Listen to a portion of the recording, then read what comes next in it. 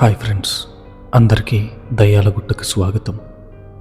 ఈరోజు నేను చెప్పబోయే కథ చాలా ఇంట్రెస్టింగ్గా ఉంటుంది. కాబట్టి ఎట్టి పరిస్థితుల్లో స్కిప్ చేయకుండా చివరి వరకు చూడండి. ఇప్పుడు నేను చెప్పబోయే కథను నా సబ్స్క్రైబర్ నాతో పంచుకున్నాడు. ఇది అతని సొంత చెల్లెలకు జరిగిన నిజ జీవిత సంఘటన. ఆలస్యం చేయకుండా ఇక వీడియోలోకి వెళ్ళిపోదాం. ఆ అమ్మాయి పేరు రమ్య. ఆమె ఒక సైన్స్ స్టూడెంట్. సైన్స్లో హార్టికల్చర్ డిపార్ట్మెంట్లో ఉంటుంది. మనందరికీ తెలిసినట్టే హార్టికల్చర్ డిపార్ట్మెంట్ అంటే మొక్కలు, పండ్లు, కూరగాయలు, మట్టి సారవంతం గురించి రీసెర్చ్ చేయాలి. ఈ బ్యాక్గ్రౌండ్లో ఉన్న స్టూడెంట్స్కి దీని గురించి బాగా తెలిసి ఉంటుంది. అలాగే హార్టికల్చర్ డిపార్ట్మెంట్ వాళ్ళు ఎలా పనిచేస్తారంటే వాళ్ళ కాలేజ్ నుంచి దేశం నుండి వివిధ ప్రాంతాలకు వెళ్ళి అక్కడ మట్టి సారవంతం గురించి రీసెర్చ్ చేస్తారు. అదేవిధంగా రమ్య కాలేజ్ వాళ్ళు కూడా అనేక ప్రాంతాలకు ట్రిప్కి తీసుకెళ్లేవాళ్ళు. అదేవిధంగా రమ్య కాలేజ్లో కూడా డిఫరెంట్ ప్లేసెస్కి ట్రిప్కి తీసుకెళ్లేవాళ్ళు. అలాగే వాళ్ళు కర్ణాటకలోని ఒక ప్రాంతానికి కూడా వెళ్ళారు. ఆ ప్రాంతం ప్రకృతి సౌందర్యంతో చాలా మనోహరంగా ఉంది. అది కర్ణాటకలోనే ఎత్తైన పర్వత శిఖరం. కాలేజీ వాళ్ళు ఒక టీటీ ద్వారా వాళ్ళని కూర్గ్ తీసుకువెళ్లారు. ఇది కేవలం ఒక్కరోజు రీసెర్చ్ కాదు, 4-5 రోజుల ప్రాజెక్ట్ వర్క్. కూర్గ్ వెళ్ళాక వాళ్ళు సేఫ్ అయిన ప్రదేశంలో ఒక బౌండరీ ఏర్పాటు చేస్తారు. ఆ బౌండరీ లోపల వాళ్ళకు కొన్ని ప్రదేశాలు ఇచ్చి స్టూడెంట్స్ని గ్రూపులుగా డివైడ్ చేసి వాళ్ళ రీసెర్చ్ చేయమని చెప్తారు. సాయంత్రానికల్లా వాళ్ళ రీసెర్చ్ చేసి టీచర్లకు సబ్మిట్ చేయాలి. అలా 5 మెంబర్స్ని గ్రూప్గా డివైడ్ చేస్తారు. రమ్య ఉన్న గ్రూప్లో మిగిలిన 4 సింధు, పావని, నందిని, వందిత. కాలేజ్ మేనేజ్మెంట్ వాళ్ళకి స్ట్రిక్ట్ వార్నింగ్ కూడా ఇచ్చింది. ఇక్కడ పాడుబడిన ఇల్లున్నాయి, ఊరంతా పాడుబడింది. కాబట్టి వాళ్ళకిచ్చిన బౌండరీ లోపలే ఉండి రీసెర్చ్ చేసుకోవడం సేఫ్గా ఉంటుందని చెప్పారు. అలాగే గ్రూప్స్ డివైడ్ చేసి పంపారు. రమ్య గ్రూప్ కూడా ఒక కొండ వైపు వెళ్తుంది. ఆ కొండ వైపు వెళ్తుండగా వాళ్ళకు పాడుబడిన ఇల్లు కనిపిస్తాయి. వాళ్ళు మట్టి సారవంతం గురించి తమకు కావాల్సిన రీసెర్చ్ చేసుకుంటూ దాని గురించి నోట్ చేసుకుంటూ వెళ్తారు. అక్కడే వాళ్ళకి ఒక పాడుబడిన ఇల్లు కనిపిస్తుంది.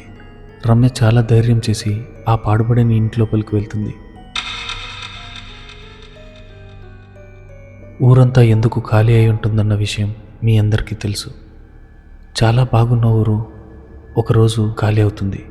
ఖాళీ అయిన తర్వాత అక్కడ ఎవరు ఉండడానికి ప్రయత్నించరు. 1-2 చోట్ల మాత్రం కొందరు మిగిలిపోతారు. కానీ ఆ ఊర్లో ఉన్న మ్యాక్సిమం మెంబర్స్ అంతా ఊరు ఖాళీ చేసి వెళ్ళిపోతారు. ఇక్కడ అదే విషయమై ఉంటుంది. ఒక ఊరు పాడుపడిందంటే అక్కడ దుష్టశక్తులు చేరుతాయని చుట్టుపక్కల ప్రజలు చెప్పే విషయం.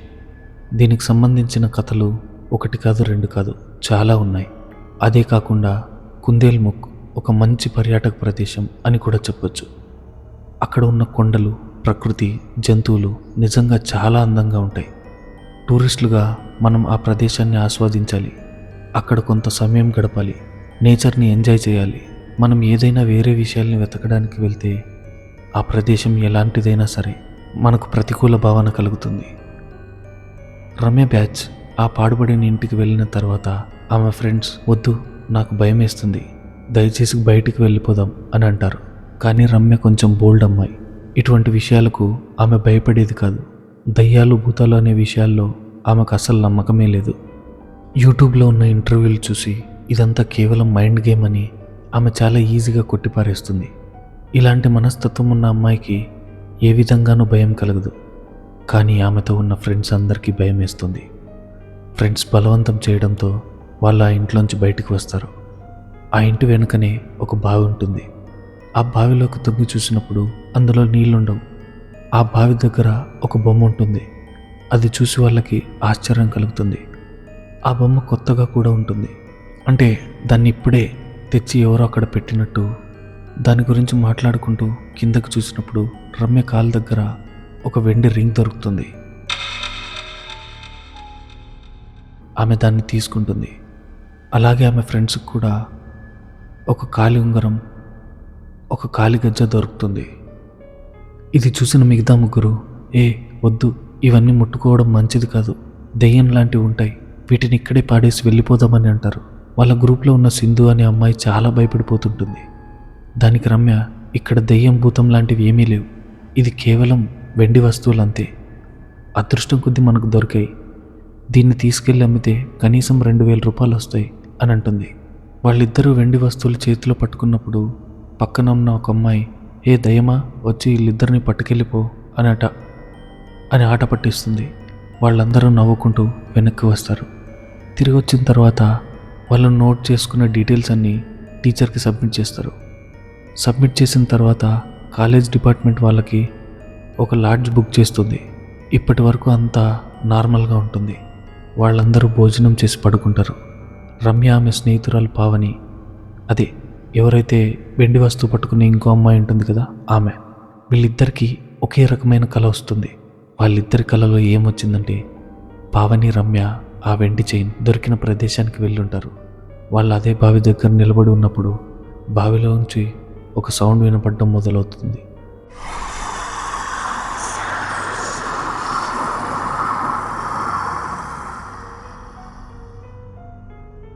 ఆ బావిలోంచి వచ్చిన సౌండ్ ఎంత విచిత్రంగా ఉందంటే, రమ్య కలలో పావని బావి లోపల నుంచి రమ్య అని పిలిచినట్టు వినిపిస్తుంది.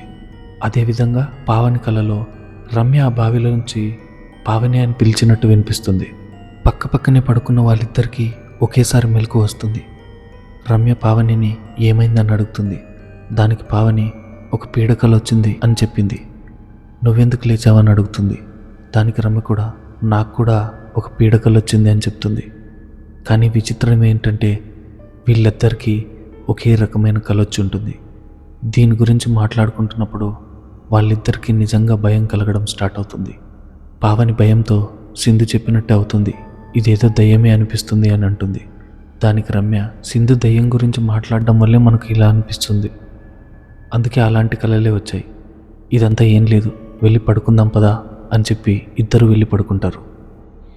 మరుసటి రోజు ఉదయం టీచర్లు మళ్ళీ పిలిచి అందరికీ కొత్త ఇన్స్ట్రక్షన్స్ ఇచ్చి వాళ్ళ గ్రూపులతో మళ్ళీ వెళ్ళి రీసెర్చ్ చేయమని చెప్పారు. ఒకసారి చెడు అనుభవం అయిన తర్వాత మనం అప్రమత్తంగా ఉండాలి. కానీ రమ్య పావన్ని పిలిచి, రా, ఇంకేమైనా దొరకవచ్చు, ఆ బావి దగ్గరికి వెళ్ళి చూద్దామని అంటుంది. కానీ ఈసారి పావని రావడానికి రెడీగా ఉండదు. ఆ కారణంగా ఆ రోజు రమ్య ఒక్కతే ఆ బావి దగ్గరికి వెళ్తుంది. ఆమెకెందుకంత ధైర్యమో తెలీదు. ఒంటరిగా ఆ బావి దగ్గరికి వెళ్ళి ఆ బావి చుట్టూ తిరుగుతుండగా ఆమెకు ఇంకొక కాలిగజ్జ దొరుకుతుంది. మొదటిసారి పావనికి ఒక కాలిగజ్జ దొరికింది, దానికి జోడీ గజ్జ ఆమెకు దొరికింది. ఆ రోజు సాయంత్రం రమ్య ఇంకొక గజ్జ తీసుకుని వెళ్ళి తన బ్యాగ్లో పెట్టుకుంటుంది. పావనిని దీని గురించి మాట్లాడుతూ, నువ్వు వచ్చుంటే నీకు కూడా దొరికేది అని మాట్లాడుకుని ఇద్దరు పడుకుంటారు. రెండో రోజు రాత్రి కూడా వీళ్ళిద్దరికీ మళ్ళీ అదే కల వస్తుంది. ఇద్దరికీ మెలకు వస్తుంది. మెలకు వచ్చినప్పుడు పావని పూర్తిగా భయంతో ఆవరించి ఉంటుంది. అయినా కూడా రమ్య దీన్ని యాక్సెప్ట్ చేయడానికి రెడీగా ఉండదు. పావని, వద్దు, ఇలాంటి రిస్క్ ఎందుకు, దయచేసి వెళ్ళి దాన్ని తిరిగి అక్కడే పెట్టేసి వద్దాం, ఊరికే మనకి ఇదంతా వద్దు అని అంటుంది. అప్పటికి రమ్య అర్థం చేసుకోదు. పరిస్థితి ఇక్కడే ఇంకా చాలా దారుణంగా మారుతుంది. వీళ్ళిద్దరికీ మెలకు వచ్చింది కదా, ముఖం కడుక్కొని వద్దామని వాష్రూమ్కి వెళ్ళి వచ్చి పడుకుంటారు. పడుకున్నప్పుడు వీళ్ళిద్దరికీ కూడా గజ్జల శబ్దం వినపడడం మొదలవుతుంది.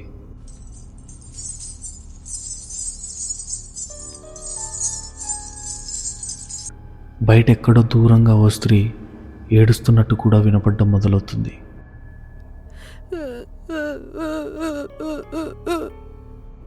ఆ విధంగా శబ్దాలు వచ్చినప్పుడు రమ్య ఉత్సాహంగా పావన్ని కూడా తీసుకుని డోర్ తీసి బయటకు వెళ్ళి చూస్తారు. బయటకు వెళ్ళి చూసినప్పుడు దూరంలో ఒక ఆకారం ఉంటుంది. వాళ్ళకి చాలా భయం వేస్తుంది. వాళ్ళు వెనక్కి అడుగులు వేస్తుండగా ఆ ఆకారం వాళ్ళ వైపే వస్తున్నట్టు అనిపిస్తుంది. వాళ్ళు స్పీడ్గా రూమ్లోకి పరిగెత్తుకు వెళ్ళి డోర్ గట్టిగా వేస్తారు. రూమ్ లోపలికి వెళ్ళి ఇద్దరు పడుకుంటారు. ఈసారి అయితే ఇద్దరికి చాలా భయం మొదలవుతుంది. వాళ్ళు ఏం మాట్లాడాలో తెలియక ఇద్దరు భయంతో పడుకుంటారు. పడుకున్నప్పుడు వాళ్ళకి చాలా భయం వేస్తుంది. చాలా ధైర్యం చేసిన రమ్య కూడా ఈ సంఘటన తర్వాత పూర్తిగా భయం వేస్తుంది. ఈ భయంలోనే ఇద్దరు మనసులో దేవుణ్ణి తలుచుకుంటూ కష్టపడి ఎలాగోలా పడుకుంటారు. మూడో రోజు ఉదయం ఈ విషయం వీళ్ళిద్దరూ ఎవరికి చెప్పరు.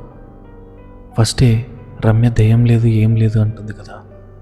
ఇప్పుడు వీళ్ళకి జరిగింది అందరికీ తెలిస్తే ఆట పట్టిస్తారు, నవ్వుతారు అని ఈ విషయాన్ని ఎవరికి చెప్పకూడదని అనుకుంటారు. కానీ రాత్రి జరిగిన సంఘటన వల్ల ఇద్దరికి చాలా భయం వేస్తుంటుంది. అందుకే వాళ్ళిద్దరికీ దొరికిన ఆ వెండి వస్తువులు తీసుకువెళ్ళి తిరిగి ఆ బావి దగ్గరే పడేసి వస్తారు. వచ్చిన తర్వాత ఆ రోజు రాత్రి వాళ్ళకి నిద్ర కూడా పట్టదు. వాళ్ళ మైండ్లో ఇదే తిరుగుతూ ఉంటుంది. ఫస్ట్ డే వాళ్ళ ఫ్రెండ్ ఒక ఆమె, ఏ దయ్యమా వచ్చి వీళ్ళిద్దరిని పట్టుకొని పో అంటుంది కదా. తలలో అది మాత్రమే రన్ అవుతూ ఉంటుంది. ఆమె చెప్పినట్టే జరిగిందా, ఇది నిజంగా దయ్యమేనా అన్న కన్ఫ్యూజన్లో వాళ్ళకి నిద్ర కూడా పట్టదు. ఇద్దరు పూర్తిగా భయపడి ఉంటారు. ఆ భయంతో ఆలోచిస్తూ వాళ్ళకి చాలా టెన్షన్ అవుతూ ఉంటుంది. ఎలాగోలా ఈ ప్లేస్ నుండి బయటపడి సేఫ్గా ఇంటికి వెళ్తే చాలు అని అనుకుంటుంటారు. అందుకే వీళ్ళిద్దరూ ప్లాన్ చేసుకుని ఇద్దరికి హెల్త్ బాగోలేదని చెప్పి టీచర్లను బతిమాలుకొని 4వ రోజు అక్కడి నుంచి ఇంటికి వెళ్ళిపోతారు. ఇంటికి వెళ్ళిన తర్వాత అంతా సాల్వ్ అవుతుంది అనుకుంటారు. నిజానికి అలా ఏం జరగదు. వాళ్ళు చేసిన ఒక్క చిన్న పొరపాటు ఒక పెద్ద సమస్య అవుతుంది. అదేంటంటే రమ్య ఇంటికి వెళ్ళిన తర్వాత ఆమెకు ఫుల్గా ఫీవర్ వస్తుంది. కానీ ఆమె అక్కడ జరిగిన విషయాలు ఏమీ ఇంట్లో చెప్పదు. అందుకే అది మామూలు జ్వరం అనుకొని ఇంట్లో వాళ్ళు ఊరికే ఉంటారు. ట్రీట్మెంట్ చేస్తున్నా కూడా జ్వరం ఎక్కువ అవుతూనే ఉంటుంది. అందుకే ఆమెను గుడికి తీసుకువెళ్తారు. గుడికి తీసుకువెళ్ళినప్పుడు ఆమెకు డిఫరెంట్ ఫీలింగ్ వస్తుంటుంది. అదేంటంటే ఆమె గుడిలోకి వెళ్తుండగా ఆమెకు ఫుల్గా తలనొప్పి, అలాగే ఒళ్ళంతా మంటగా అనిపించడం స్టార్ట్ అవుతుంది. వన్స్ గుడిలోంచి బయటికి వచ్చిన వెంటనే తలనొప్పి తగ్గుతుండేది, అలాగే ఒళ్ళంతా మంట కూడా తగ్గుతుండేది. ఇదంతా జరిగిన తర్వాత రమ్య కూడా చాలా డిఫరెంట్గా ప్రవర్తించేది. ఎప్పుడూ అర్ధరాత్రి లేచి బయటికి వెళ్ళిన ఆమె ఇప్పుడు సడన్గా అర్ధరాత్రి లేచి టెర్రస్ మీదకి వెళ్ళి నిలబడి నవ్వుతూ ఉండేది. ఆమె రాత్రిపూట లేచి తిరుగుతుండడం చూసి ఇంట్లో వాళ్ళందరూ ఆశ్చర్యపోతారు. ఆమె ప్రవర్తన చూసి రమ్య వాళ్ళ అన్నయ్య సుబ్రహ్మణ్యం ఇదంతా ఏదో టైంపాస్కి చేస్తుందేమో అనుకుంటారు. కానీ సుబ్రహ్మణ్యంకి ఒక విషయం తెలుస్తుంది. రమ్య ఫ్రెండ్ పావని కూడా ఇలాగే చేస్తుందని. వాళ్ళ ఇంట్లో కూడా విచిత్రంగా ప్రవర్తిస్తున్నట్టు చూసి వాళ్ళు రమ్య ఇంటికి కాల్ చేసి అడుగుతారు. వీళ్ళిద్దరూ ఒకే విధంగా ప్రవర్తిస్తున్నారని అందరికీ తెలుస్తుంది. వీళ్ళిద్దరూ ఇలా ప్రవర్తిస్తున్నారని కాలేజీలో వాళ్ళ ఫ్రెండ్స్కి కూడా తెలుస్తుంది. అప్పుడు వాళ్ళు జరిగిందేంటో అంతా వివరంగా చెప్తారు. అది చెప్పిన తర్వాత కూడా వాళ్ళ ఇంట్లో వాళ్ళు దాన్ని నమ్మలేరు. అప్పుడు వాళ్ళ ఇంట్లో వాళ్ళు వీళ్ళిద్దరూ ఏదో చూసి భయపడి ఉంటారని ఎవరైనా సైకియాట్రిస్ట్ దగ్గరికి చూపించాలని అనుకుంటారు. ఒకరోజు వాళ్ళ ఊరి పురోహితుడు వాళ్ళ ఇంటి ముందు నుంచి వెళ్తుండగా రమ్యను చూసి ఎందుకో విచిత్రంగా అనిపిస్తుంది. ఆయన వాళ్ళ ఇంట్లో వాళ్ళ దగ్గరికి వెళ్ళి అంతా ఓకేనా అని అడుగుతాడు. దానికి వాళ్ళ ఇంట్లో వాళ్ళు అంతా ఓకే స్వామి అని చెప్తారు. అప్పుడు ఆ పురోహితుడు రమ్యను చూసి చాలా స్పష్టంగా, మీ కూతురిపై ఏదో శక్తి ఆవహించింది, మీకు వీలైనంత త్వరగా అవధూతను కలిసి మీ సమస్యను వివరించండి అని చెప్తాడు. డాక్టర్లు ఎన్ని మందులు ఇచ్చినా ఆమెకు నయం కాదు. పురోహితుడు చెప్పినట్టుగా ఏదైనా అవధూత దగ్గరికి వెళ్ళాలని అనుకుంటారు. తమకు తెలిసిన ఒక అవధూత దగ్గరికి వెళ్ళి మొత్తం చెప్తారు. అవధూత దగ్గరికి వెళ్ళినప్పుడు ఆయన ఆమెను చూసి సరిగ్గా ఏం జరిగింది అన్న విషయాన్ని స్పష్టంగా చెప్తాడు.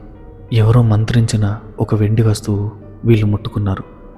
వీళ్ళిద్దరూ దాన్ని తీసుకుని ఒంటిపై ధరించి ఉంటే దాని పర్యవసానం ఇంకా దారుణంగా ఉండేది, వాళ్ళ ప్రాణానికి కూడా ప్రమాదమై ఉండేది అని చెప్తాడు.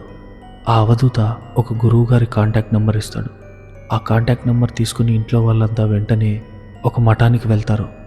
ఆ మఠానికి వెళ్ళి ఆ గురువుగారిని కలిసి అక్కడ హోమం చేయించి ఇదంతా పరిహారం చేయించిన తర్వాత రమ్య సాధారణ మనిషి అవుతుంది.